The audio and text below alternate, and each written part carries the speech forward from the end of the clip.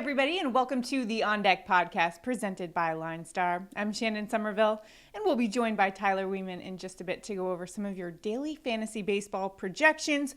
We'll also get to your prop bets and home run call of the day. You won't want to miss that, so stay tuned for that. But first things first, we've got to check in on the weather at this big slate of games tonight. First, we're going to take a look at the Great American Ballpark, Cardinals at Reds, this NL Central matchup. 75 degrees, just a 4% chance of rain, just light winds, 6-mile-an-hour winds blowing in there. Giants at Nationals. Nationals Park will be around 70 degrees, 0% chance of rain, partly cloudy, 6-mile-an-hour winds in from left, so very minimal weather effect there. Guardians at Yankees, 63 degrees, clear skies, and an 11-mile-an-hour wind to right field, so keep an eye on that short porch at Yankee Stadium. Brewers at Phillies. Citizens Bank Park will be 66 degrees, partly cloudy, 0% chance of rain. 6-mile-an-hour wind in from left, but that's decreasing throughout the night, so shouldn't be a factor. Rockies at Tigers, 52 degrees. Big chance of rain here, 48%, 9-mile-an-hour winds blowing across from left to right, so keep an eye on this game at Comerica Park. Pirates at Cubs. This one got moved back because of the chance of rain earlier in the day, but there's still a big chance of rain in this one. It's going to be 50 degrees, 54% chance of rain, 16-mile-an-hour winds blowing in from right if this game is played. Keep that one in mind. The home run chances will likely decrease there. Marlins at Braves, 79 degrees, clear skies, 6-mile-an-hour wind in from left center, so very minimal conditions there. White Sox at Twins, 53 degrees, and scattered showers and thunderstorms in this one, 55% chance of rain. If it is played, it'll be strong, gusty winds, 18-mile-an-hour in from center, so reducing home run chances pretty significantly. Orioles at Angels, 61 degrees, 0% chance of rain, clear skies, 12-mile-an-hour winds to right center. Some nice conditions there. Dodgers at Padres, 58 degrees, partly cloudy, but 0% chance of rain, 10-mile-an-hour winds across left to right. Rangers at A's, we've got 58 degrees, 1% chance of rain, so pretty clear skies, and a 9-mile-an-hour wind. Little light breeze to center field. And that's your weather report. And now we bring in Tyler Wiemann, our fantasy expert here to talk some daily fantasy strategies. And we've got a big slate of games today, which means a lot of pitchers to sort through and go through for our pitcher projections today. Just looking at the overall slate, is there a trend that you kind of see? Is it just maybe not great options today, so we're scraping the bottom of the barrel a bit? Yeah, there's a lot of mix in the options, I would say. There are a couple good options, and it's really pushing the ownership up high on them. But there are things to not like about those options also, which is kind of interesting. But all in all, it is a kind of meh pitcher slate. Sure. So hopefully we get some more offense. Yeah. So let's take a look at some of those player projections, or pitcher projections in particular. We're going to start with Astros Justin Verlander, who's going up against the explosive Toronto Blue Jays lineup today. And I was kind of curious, I guess, why he was the most owned, considering the Blue Jays have just been so awesome on offense and we know what they're capable of. And even though we know Verlander's an awesome pitcher, it's still we kind of just know what we're getting out of the Blue Jays offense is what we're doing there. And the last time he was out, though, Verlander gave up just 3 hits in 8 innings of shutout baseball, 8 strikeouts. So he seems to be back in vintage Verlander form. And what do you see from him today when you look at his matchup? Yeah, as you mentioned, he's in vintage Verlander form. He looked great last time out. Looked like his old self. The one thing I would say, his ownership does look very high, and really that's just his projection is a lot higher than everybody else's. You have to pay for it. He is over 10K, but it's Justin Verlander, and everybody feels safe going to him, which is just pushing that ownership up. One thing to note, though, is versus Toronto, he has actually been really good in 44 plate attempts. Toronto is hitting 150, and they have a 40% K rate against him. So they have struggled versus Verlander, which also could be part of the reason why that ownership's up. Yeah, that's interesting too because the Blue Jays are, I believe, 5th right now in slugging percentage in Major League Baseball, so they have been doing well. But Verlander, vintage Verlander, threw for 8 innings for the first time since 2019 last time out. And I think he really put to rest a lot of the question marks that were out here about how he was going to be following that Tommy John surgery and all that recovery. But I think he put the doubters to rest. I agree. Let's take a look now at White Sox righty Michael Kopech going up against the Twins. He's 22% owned on DraftKings, 10% on FanDuel. And he's only allowed 1 earned run this season. Last time out against the Rays, no earned runs, 5 strikeouts in 5 innings pitched. And he's going up against the Twins, who are 4th lowest batting average right now in baseball. Is that what you think people are looking to exploit here today? Absolutely. Then Kopech was a highly sought after prospect. So he has a lot of pedigree. And then to go along with that, he has the highest combined K rate on the slate at 28%. He has a low 2.72 FIP over his last 5 starts. And so far this year, it's 2.9 for his 2 starts. So he has been a very good pitcher. One thing I would like to note, though, is he only went 75 pitches. So hopefully, in his last start. So hopefully this start, he's going over 80. But still, that, is a little bit limited. As far as a game total here, it is 7.5. It's one of the lowest on the slate. And the wind is blowing in pretty strong, 15 to 20 miles an hour, which Shannon mentioned already in the weather report. So with those things kind of combined, I like Kopech as far as, the next kind of tier for a high-owned player. I like that you mentioned the pitch count, too, because even though pitchers are starting to get back in their form, it is something that you got to check when you make your daily fantasy lineup because some guys might not last that long and could perhaps miss out on some points there. So. Yeah, the guys you really kind of need to look at this early in the season are the younger pitchers. They're the ones that teams are going to be a little more conservative with their pitch counts. The older guys, the older vets, teams aren't too worried about hurting them. That makes sense. Let's take a look at Red Sox righty Michael Wacha going up against the Rays. What do you like about him? It's not just him, though, that you like here. Also, it's Peralta, who are both kind of coming in around the same ownership. Yeah, I wanted to mention both of them because, like Kopech, they're all coming in right around 22%. So just wanted to touch on them quickly. Wacha has been great this season, though. He only has 1 earned run in 9.1 innings. He has a 25% combined K rate today, and in 27 played against Toronto or against Tampa Bay, they are hitting him at 280 though. He is very cheap though. He has some upside. He's been good this year. And with that, we'll go right into Peralta. Yeah, he's gotten knocked around a little bit this year. Yes, he has. And Philly hitters are actually hitting 400 against him in his career. And 6 home runs with a 500 ISO. The one good thing, though, is it is Peralta. He is one of the elite pitchers. Once he figures it out so far this season. His combined K rate is 25%. So there is some upside there. But just be wary that Philly has hit him hard. Right. And last time out, he gave up 6 earned runs in 3 innings pitch against the Cardinals, who are sort of middle of the pack in terms of offense. And like you mentioned, the Phillies, their bats could be. Peralta could be in for a long day, maybe. He could be. Or a short day. Short day. Long day at the office, but short game. Okay. Yep. Let's take a look at some low-owned guys that maybe you could find a little bit of value with. We're always trying to find the value picks. Ranger Suarez, Phillies lefty going up against the Brew Crew. 7% owned. He had a bad first outing this season. He earned the win most recently, though, against the Marlins and showed a little bit of improved efficiency. What are you seeing from this matchup that you like? So Suarez was really good all last season. He's been a little shaky to start, but over the last 20 starts, he has a 2.8 FIP, and over the last 5 starts, it's 2.57. He also has excellent StatCast data, super low exit velocities, and he's just forcing a lot of ground balls.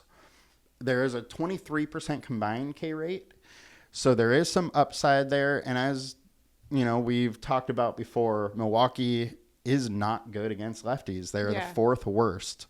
And so for all those reasons, I do like him. Now, the bad with Ranger is that he's maxed out at 78 pitches so far this season. So he could be a little limited. Hopefully he gets into the mid-80s.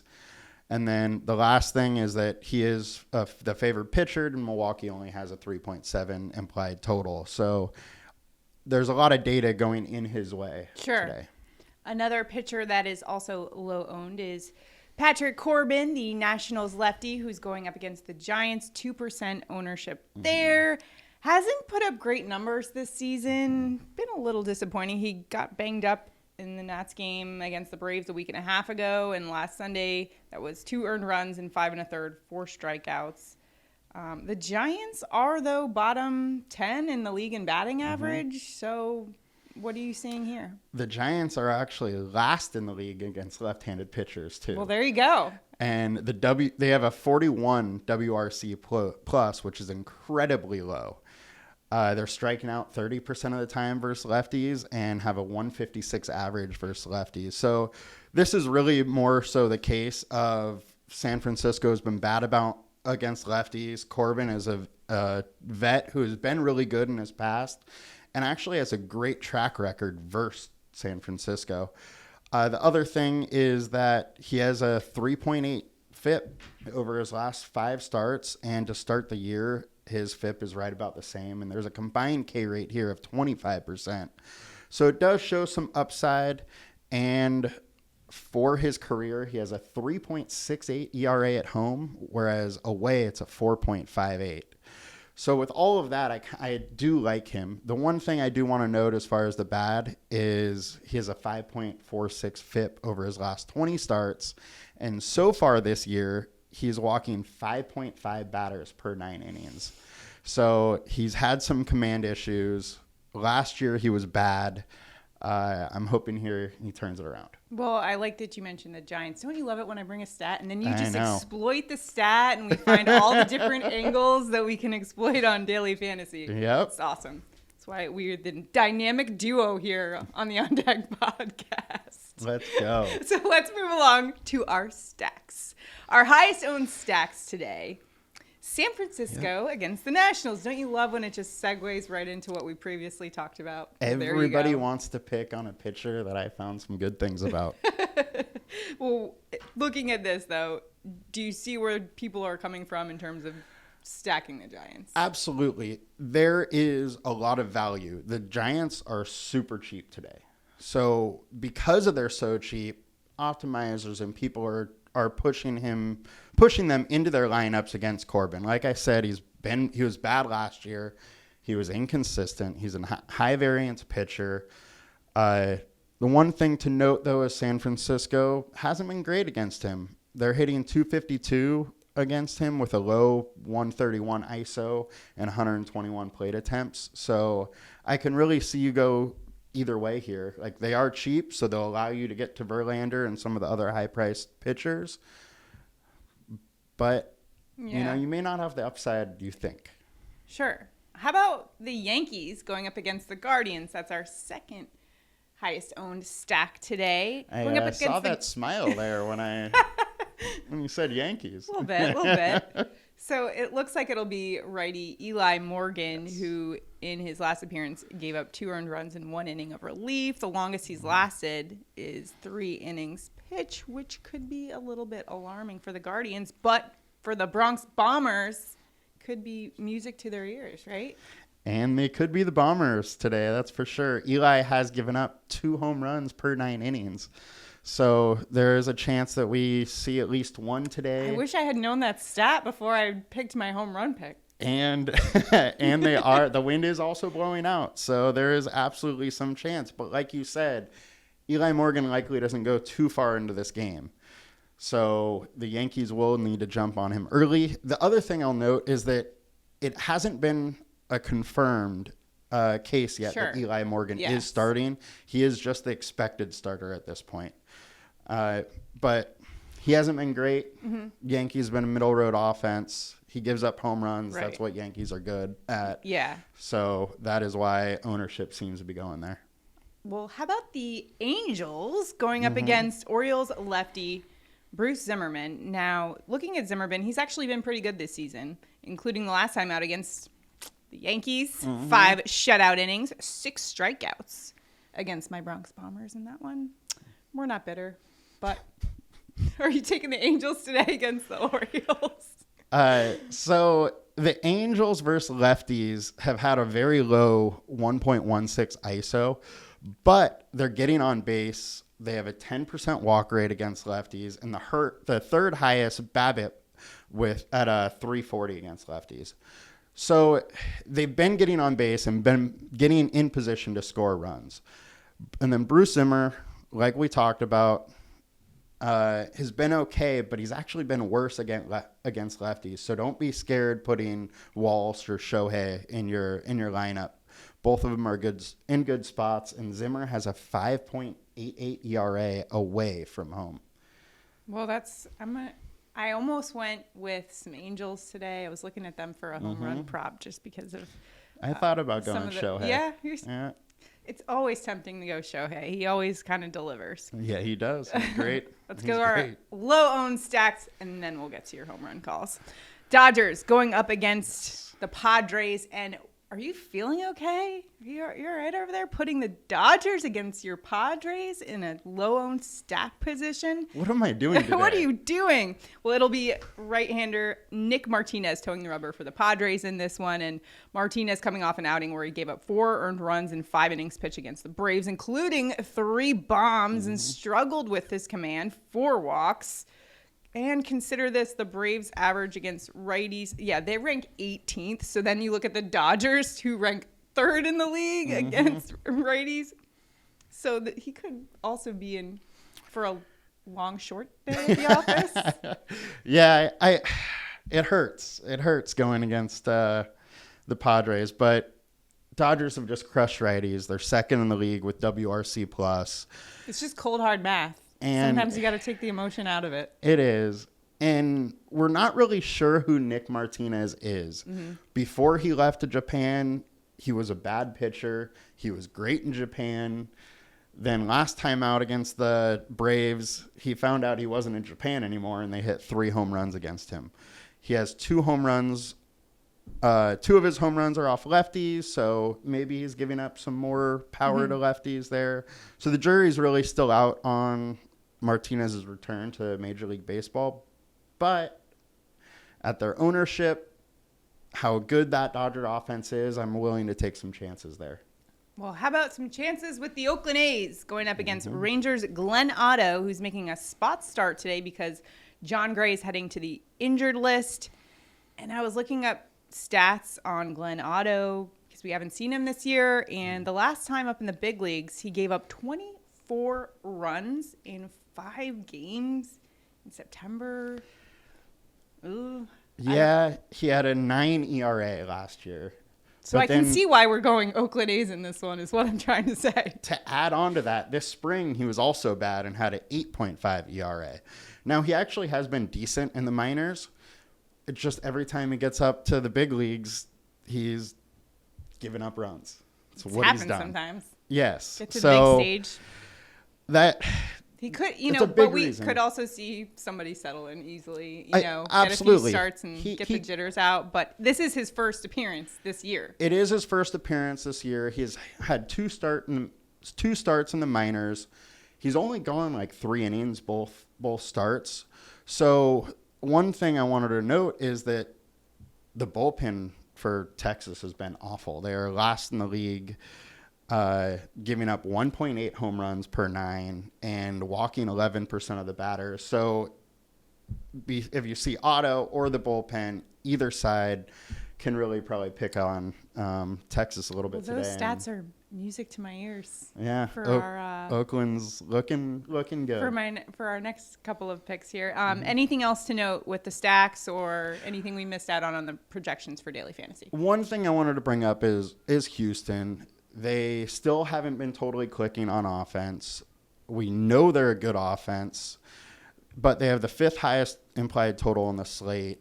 And in our projections, in our system, Pena and Alvarez are really popping a lot. So it might be nice to do a little stack for Houston as well. Even though they haven't been as productive as we, I guess, expected from them this season, it still might be worth it. It's worth it. We know the offense is going to turn around, kind of Sure. like the Braves. Yes. Like, it's only a matter of time till they start clicking. So I would be willing to take some chances there too. Got to take some chances if you want to win big, right? Exactly. That's most of the time in my single entry lineups, I won't cash. But when I do, I'm usually towards the top because I'm okay with taking the chance. Yeah. There you go. Well, those are some great options to choose from today in daily fantasy.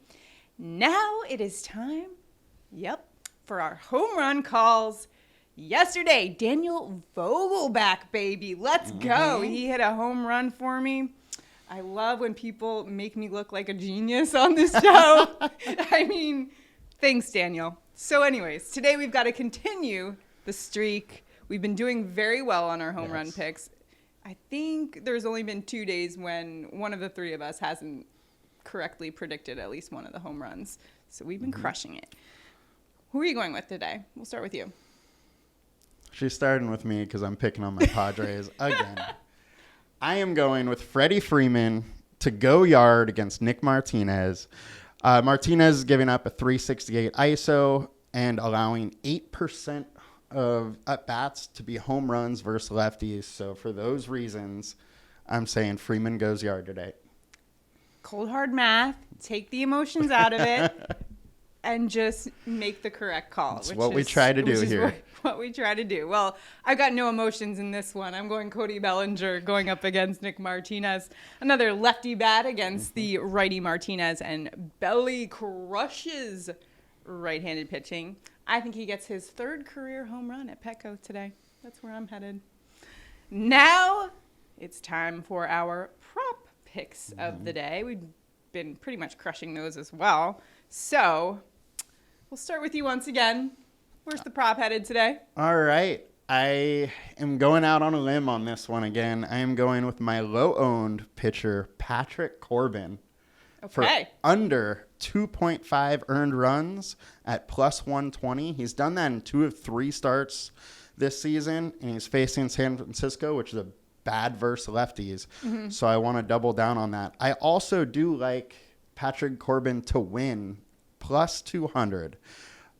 If you do want to bet that, but maybe want to go a little more conservative, you could go the money line Washington plus 115. I love that you found all these terrible batting stats for Giants, and you're just kind of honing in on it. I'm going with it. That's what you got to do when you're doing your research on your props.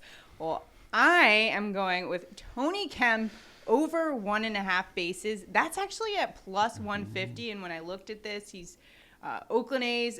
He leads off for them, has reached that mark in 5 of 13 games this season, but he's the leadoff lefty batter for the A's, and he's 2 for 2 against Otto. So we're going to pick on Otto a little bit, being that this is his first start of the season in the major leagues, and in previous times up, he hasn't done that well. And he's actually 2 for 2 against Otto in the times that he's faced him, which is a small sample size, but Kemp is batting .311 this year.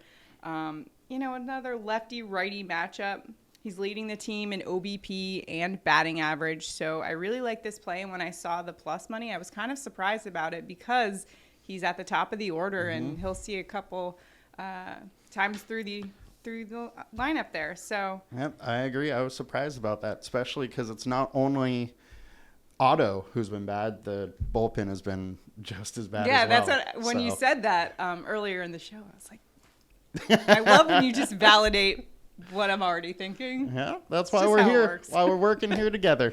All right, the dynamic duo. Yes. Of daily fantasy on the On Deck podcast. All right, you can follow us on Twitter at LineStar. Be sure to download the app, and if you're watching us on YouTube right now, be sure to hit that like and subscribe button. Comment below on how you're doing in your daily fantasy, or if you have any questions about your lineup or your prop bets, home run calls, just drop a comment. And that's it for us this week. We'll see you again next week.